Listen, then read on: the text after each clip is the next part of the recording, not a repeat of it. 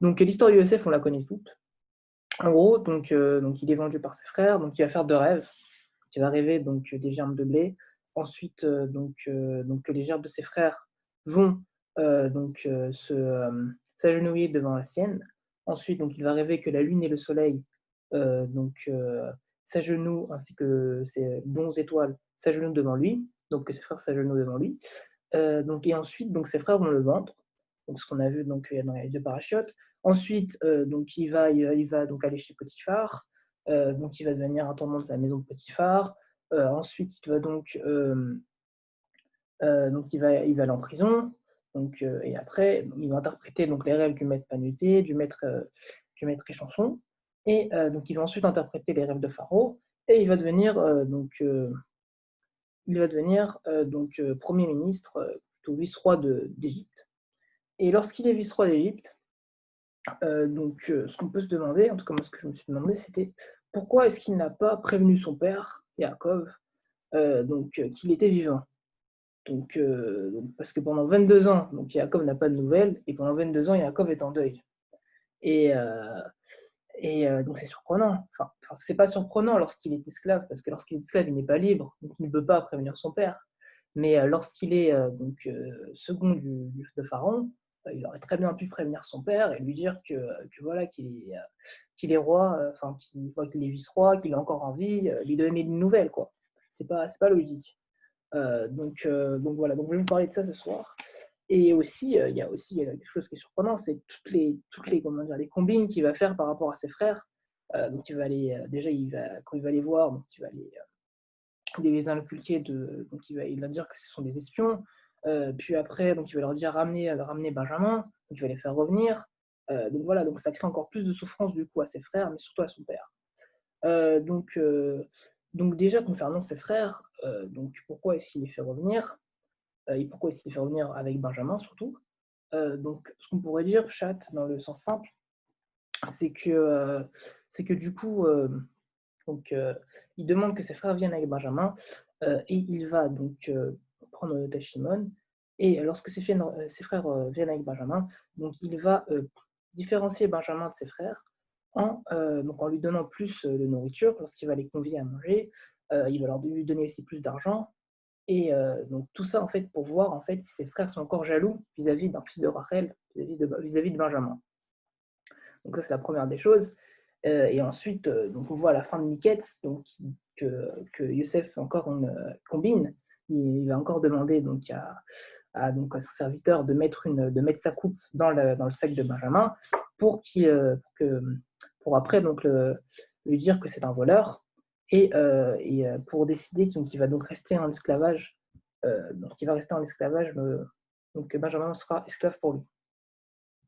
Et là, donc à ce moment-là, ce qui se passe, c'est que dans le début de la paracha là, donc dans le début de Vaïgash, donc Yehuda donc va se lever et il s'approche donc de Yosef, et donc il va montrer à Yosef qu'il ne veut pas laisser son frère Benjamin, il ne veut pas le laisser en Égypte, même si Yosef leur a dit, donc voilà, donc Benjamin est le voleur, donc c'est lui qui va rester en Égypte, et vous, les 10 autres frères, vous pouvez rentrer, aller voir votre père en paix. Il dit ça donc à la fin de Miketz. Et donc Yehuda, lui, s'approche et il va être prêt jusqu'à se battre. Donc lui et ses 10 autres frères, enfin ses 9 autres frères, pour sauver Benjamin, pour sauver le faible. Yehuda, le fort, va se battre pour essayer de discuter avec Yosef pour sauver Binyamin. Donc là, en fait, on voit du coup que Yehuda, déjà, ainsi que ses frères, n'ont plus aucune haine envers Benjamin. Donc déjà, ça c'est la première chose que Yosef attendait de ses frères, c'était de les tester, en fait, il les a testés pour voir déjà s'ils avaient encore de la haine envers un des fils de Rachel. Euh, voilà, donc ça c'était le première explication. Et maintenant, faut savoir que faut savoir que concernant donc son père, concernant Yaakov, donc Yosef, donc même lorsqu'il a vu ses frères, il leur a pas dit directement qu'il était Annie Yosef. Là, il n'y a que à Vaïgash, que dans la paracha qu'il le dit, alors qu'il a vu ses frères dans la paracha d'avant. Et lorsqu'il voit ses frères, ce qui est intéressant, c'est qu'il dit, lorsqu'il voit ses frères, donc il se souvient de son rêve. Lorsqu'il voit ses frères qui s'agenouillent devant lui, il se souvient de son rêve. Et c'est surprenant, puisque Rachi nous dit il se souvient de ce rêve. Pourquoi? Parce que son rêve s'accomplit, son premier rêve s'accomplit, d'après Rachi. Puisqu'en fait, donc ses 10 frères vont venir, donc ses 10 frères sont Benjamin, ils vont donc s'agenouiller devant lui, et donc son premier rêve se réalise. Pourquoi? Parce que donc les 10 gerbes de blé se sont agenouillés devant lui. Donc ça, c'est l'avis de Rachi. Maintenant, le Ramban, l'Achmanide, donc du 12e siècle en Égypte, donc lui, en fait, a une autre explication. D'après lui, le rêve qu'avait fait Yosef concernant les gerbes de blé concernait tous ses frères, dont Benjamin, malgré le fait qu'il était encore enfant lorsqu'il a fait ce rêve. Et donc son rêve ne s'est pas encore concrétisé. Et ce qui se passe, c'est que donc pour que son rêve se concrétise, donc il faut que Benjamin, du coup, aille aussi se prosterner devant lui. Et maintenant, pourquoi est-ce que c'est si important que ses rêves se réalisent? Pourquoi est-ce que vraiment, voilà, pourquoi est-ce que Yosef veut que ses rêves se réalisent? C'est peut-être pas si important que ça. Et bien si, en fait, puisque il faut savoir que lorsque les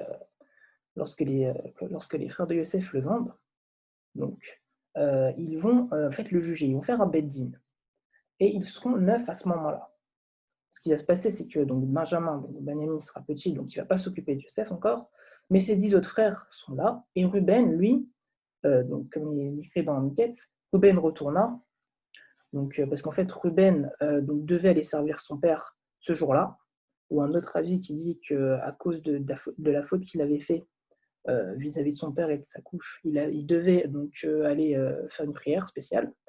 Et lorsque donc Yosef est vendu, ils ne sont que 9, et il n'y a que 9 frères qui vendent Yosef.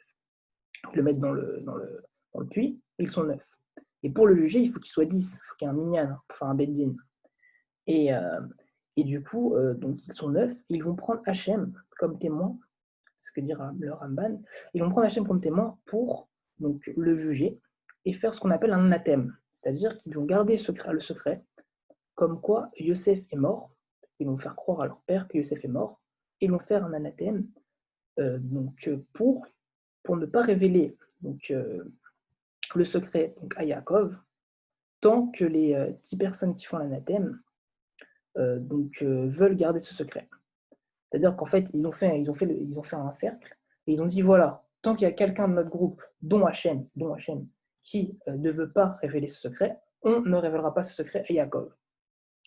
Et donc, donc ils ont fait ça avec Hachem parce que déjà, ils nous applaudissent, et en plus, parce qu'ils savaient qu'à un moment, ils allaient faiblir et ils allaient dire la réalité à Yaakov. Donc, il fallait donc que qu'Hachem leur dise quand ils soient d'accord pour que Yosef soit excusez-moi, je bug un peu ce soir, je ne sais pas ce que j'ai. Donc je disais, je me suis perdu un peu. Donc ce qui se passe, c'est qu'au moment où Yosef donc, est vendu, Yaakov va donc être en deuil et va perdre le roi à Kodesh. Et c'est à ce moment-là où les frères qui ont vendu Yosef se rendent compte qu'Hachem est avec eux et que pour l'instant, Hachem ne veut pas qu'ils dévoilent le secret qu'ils ont vendu Yosef. Et à ce moment-là aussi, Yosef était dans le puits et du coup, il avait entendu leur discussion. Il savait qu'ils avaient fait un anathème avec Hachem. Donc ça, c'est important, il faut le retenir, que Yosef savait qu'ils avaient fait un anathème avec Hachem et que Yaakov aussi avait perdu le roi Kodesh. Pendant 22 ans, il va le perdre jusqu'au moment où les frères vont revenir d'Égypte avec la nourriture et qu'ils vont demander que Benjamin vienne avec eux. Et là, Yaakov commence à avoir le roi Kodesh. Donc c'est un signe comme quoi Hachem voulait que la vérité soit révélée petit à petit. Et donc ça, c'est le point de vue donc, des frères de Yosef. Mais maintenant, du point de vue de Yosef, qui lui a seulement entendu donc les 9 frères discuter et faire ce secret donc, avec Hachem, donc de son point de vue, lui, il s'est dit, ok, lorsqu'il a vu ses frères, il s'est dit, voilà, mon rêve va se réaliser, mais pour qu'il se réalise, il faut que Binyamin soit là.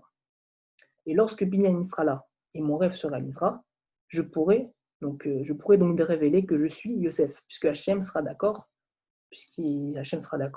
que que je puisse me révéler par rapport au secret qu'ils avaient fait. Et donc c'est pour ça qu'il va donc prendre en otage Shimon et qu'il va demander que Benjamin vienne pour qu'il puisse donc se prosterner devant lui et son premier rêve se réalise. Et ensuite son deuxième rêve se réalise. Et euh, donc suite à ça, bon, après on connaît l'histoire, donc Yaakov va être au courant que son fils est vivant et il va pouvoir aller donc en Égypte et le deuxième rêve va se réaliser. Donc voilà. Et en fait, donc c'est donc pour ça que il y a quelqu'un qui vient. C'est donc pour ça que Yosef a que Yosef donc a tant attendu avant de dire à son père qu'il était qu'il était vivant. Voilà, parce qu'il voulait en fait l'accord d'Hachem, donc que son premier rêve se réalise pour qu'il dise à son père qu'il était vivant. Donc voilà, parce que de toute manière pour Yosef, le kibbutz d'Avem était très important, puisque on le voit dès le début aussi de Miketz, qui il va quand même vers ses frères, alors que ses frères ont la haine contre lui. Son père lui dit va vers tes frères, va Héron, et il y va le cœur joyeux, quoi, même s'il risque sa vie. Donc c'était pas un manque de kibbutz d'Avem, le fait qu'il n'ait pas dit à son père pendant 22 ans qu'il n'était pas vivant, mais c'était en fait c'était pour garder le secret que ses frères avaient fait avec Hachem, qu'il a attendu en fait le moment propice. Le moment propice, son premier rêve se réalise, pour ensuite que le deuxième se réalise, que le second se réalise, et pour qu'il ait l'accord de Dieu.